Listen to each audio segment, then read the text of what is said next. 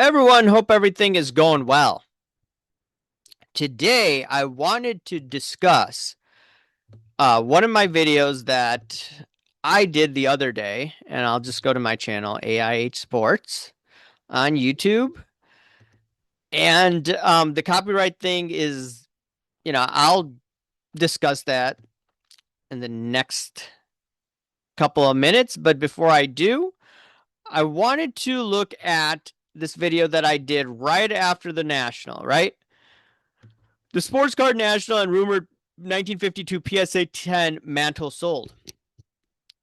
Nobody really in this hobby discussed this. I did this if you look at the date, okay, click on the video over here. I did one short video. What was it? August 2nd. All right, earlier this month. No one really discussed this big in the hobby except Darren Ravel, August 7th, timestamped. Now, others may have discussed this somewhere, shape, or form, but I haven't seen it from a bigger channel. And the weird part about this is I was getting copyright strikes left and right. Okay? I got 3 copyright strikes. Luckily, I checked my channel because I'm not doing that much content. I wasn't doing that much content. And luckily, I saw on my YouTube app, like, hey, I'm getting copyright strikes. I'm like, what? And I essentially talked to a lawyer, went to a law firm, and I determined I'm going to fight this. I'm not going to deal with this nonsense. And luckily, my channel is fine right now. 2 of the 3 copyright strikes have been resolved. No fault of mine. Waiting for the 3rd one. And I'm going to discuss why that may have happened. It could be that they were trying to pump and dump this Mantle. Like, why isn't anyone talking about this? You have to legitimately ask this question. And I did an interview with Splenda the other day. And we discussed this right over here. Like big change. And I want you to take a look. Like, why? Why was no one really discussing the Mantle PSA 10 rumor? Doesn't need to be true. It could be like, hey, there's rumblings. Like, no one, like everyone that does copy content, silence. Why were they silent? Are they trying to pump and dump this and they want this to be part of the hype cycle? Just like the hype cycle with the, I wouldn't say bogus PSA 10 illustrated card, Pokemon illustrated card, because that was a PSA 9 multiple times. No one seems to talk about that's what reignited the hype cycle. People are like, hey, if Pokemon Illustrator is 16 million, what are the goats? That's what I think really happened. And that's when all this pumping started to happen. This is like Nick Uliano and freaking slash Goonbloth doing like the PMG pumping, right? You never see that guy from Fanatics, what, Adam Gray or anything like that, when he talks about hobby history. He doesn't talk about the pumping that Goonbloth did, the manipulation of the Asians with Jungwoo Park, creating fake names, cultural appropriation. Like, you're not going to see him talk about that. It's all about hobby positivity, everyone. You can't tell the truth. It's all about snake oil, man. Anyways, let's take a look at this when I did this interview with Splenda. Saying. Um, but I think this Mantle could possibly be something where it's like, hey, we're seeing the money go to the goats. Mantle is obviously a hobby goat. Let's, like you said, let's have the next big thing, the next big discussion point, the next major sale, because it was last year when the Logo Man Kobe Jordan autos sold for what was it, like 13.5 million. But Mr. Wonderful, yeah, as the buyer or something. I don't know, 12, 13 million, something like that. But it's like we're only seeing more money and more corporate tentacles in this hobby. It's like, what's the next big thing from that? dual logo man? Like, what's the big sale? And like, maybe there is some type of marketing plot with this Mantle. If it Here's the thing though, uh, if this happened genuinely, this sale happened, and everybody's kind of being hush hush about it, not talking about it. My question is, well, we see how things are with the hobby. If that sale happened authentically, why isn't anybody talking about? Why isn't it being published? Why isn't it being discussed? If it's happened Sorry and to people are interrupt. trying to, oh, go ahead. Yeah, sorry to interrupt. Rovell did tweet about it, saying that there's a hobby rumor, but that Right. was after I discussed it. Maybe someone else talked about it. There's so much content, so I haven't been able to follow all of it. But My point being is, when you have that type of sale, people involved in it typically go public. yeah, So which is my weird. question is, if the sale did happen and they're kind of keeping it under the radar, why and for what reason? Then it might seem to be more marketing, in my opinion, because it seems like when anybody hits the big chase card, it like goes viral. When the dual logo man, it happened on a live auction. I was on Jeremy Lee. Shout out Jeremy Lee. I was watching his live stream while that auction was going down. Hoge was in there. That Brett dude from Value Card Investor. Like, there was like 3 or 4 guys on the panel. And Right. I remember watching it live. So it's like, and there was a lot of publicity right after that auction. If a landmark sale happens in the hobby, it just seems to me, typically it's a very public thing.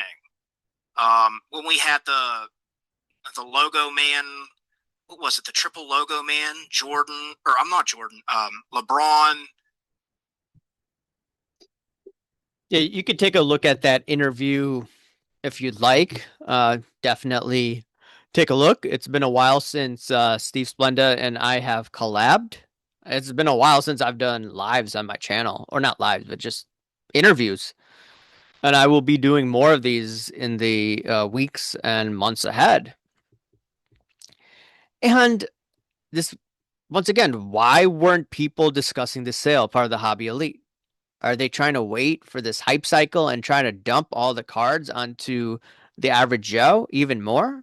You had the hype cycle with the Ken Goldin Illustrator card, like I've discussed.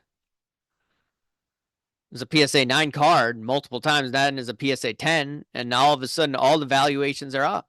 I mean, it's ridiculous, in my opinion.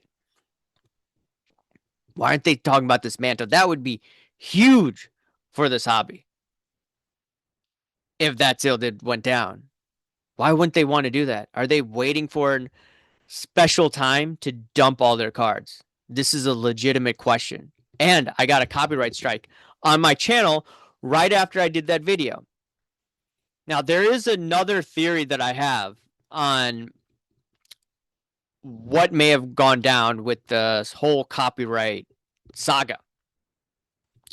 I discussed in this video, where is it?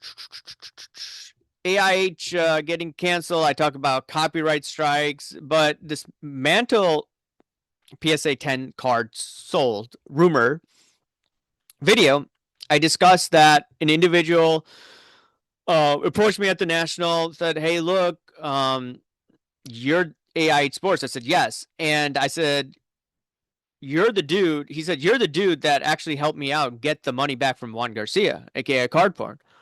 I'm like, holy moly. There was an individual that bought cards from Juan Garcia, autographed Jordan. They were fake. Nothing was going down. He reached out to many people. Everyone ignored him. I'm one of the few people that actually was, working with him behind the scenes. I don't remember if I went to the police in Australia. I may have inquired about it. I have to go back to my emails. Anyways, he said because of the pushback, Juan Garcia felt compelled to send the money back to him. And I think it was maybe only Sports Card Radio covered that a while back. Many other did not, right? So that was quite interesting. Well, that made my day when I heard that. And then right after that, I get strikes on my account. And you know what the weird thing about this is? Freaking Juan Garcia was looking, I believe, at my channel. But this is what is it called? This was to show that the strikes are off. But what ended up happening was you had this account, Street Art Globe. This individual, I believe, or not, I believe, was looking at my stories. I have multiple pictures of this on my Instagram account that I've shared. Okay. Individual with 15.9 followers was constantly looking at my stories. And then I connected the pictures or the puzzle pieces together. And I'm like, this is card porn. And what makes me say this? I interviewed Ken Goldin about card porn a couple years ago. And one of the questions that I had was, how did card porn get verified on Instagram when it was very hard for anyone to get verified at the time? You had to basically be a famous person at the time or well known. And Ken Golden gave me an answer. Right, I ran over my recording, not recording, just my interview, and I just made sure, like, hey, look, is this information correct? And people got mad at me, saying, why did you interview him? He's using you for PR. I said, down the road, I may need this. And over here, it definitely helped because you forget things over the past few years, but things like this, it helps. And take a look. This is the topic that I have discussed many times regarding the IG account of card porn. I was curious about this, and I've always said, hey, how did card porn get their account verified in January of 2021 when you had to be someone famous to get your account verified, or you had to pay someone off at what is now Meta, but before Facebook, that owns Instagram. And Ken indicates that card porn got verified in January 2021, most likely because of the IG account that Juan has, Street Art Globe, which I've discussed in the past, and it has millions of followers. He also has an account called Food Porn, just as a FYI. Goldin had nothing to do with the verification of Juan's card porn account. Okay? This was also another question that I had for him.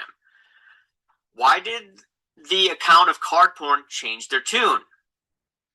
I noticed this on a stream with Dan the Card Man. We were talking about this. We said, hey, look, this guy used to call everything out card porn, and now he's calmed down. Like, what's going on here?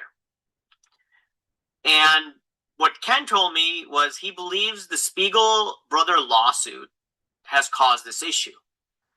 Ken can't speak to this matter as he's currently in litigation with the Spiegel brothers.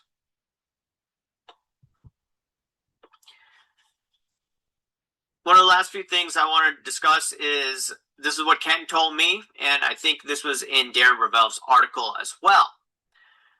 Ken Goldin does not like Juan Garcia's behavior. He doesn't like how he pushed people around. Okay, enough with that. So, Ken Goldin, he believes that he got the verification because of the Street Art Global account. And ultimately, this is what created, this is how he got the blue check mark, and that pretty much sums it up. But for me, it's like this creep kept on looking at my videos or my stories for the past week or so, right after I got the strikes. He may just be hate watching my videos, and he's like, oh man, maybe he can finally get shut down. That could be a scenario. Or two, he created the copyright strikes after I published that video about that individual that thanked me. I don't really know at this point. It was fake individuals that were copywriting my videos, or fake or false flag attacks on my videos, on my channel. So anyways, it's just really bizarre. This Juan Garcia dude is really creepy. He's a loser. I don't know why someone with 15.9 million followers is following me or is looking at my stories right after my account could get shut down, after he's been exposed for all this hanky panky and all that. But the thing is, if this is the individual that did go after my channel, right? It's either him or someone from the industry. You know how many copyrighted work is on this channel that's not his? This is a field day. So if he's that dumb enough to come after my channel, someone could come after him easily and get this account shut down. He already ran like a bitch when it came to his card porn account. What is he going to do when others come for his channel? If this is the guy that was doing the false flag attacks.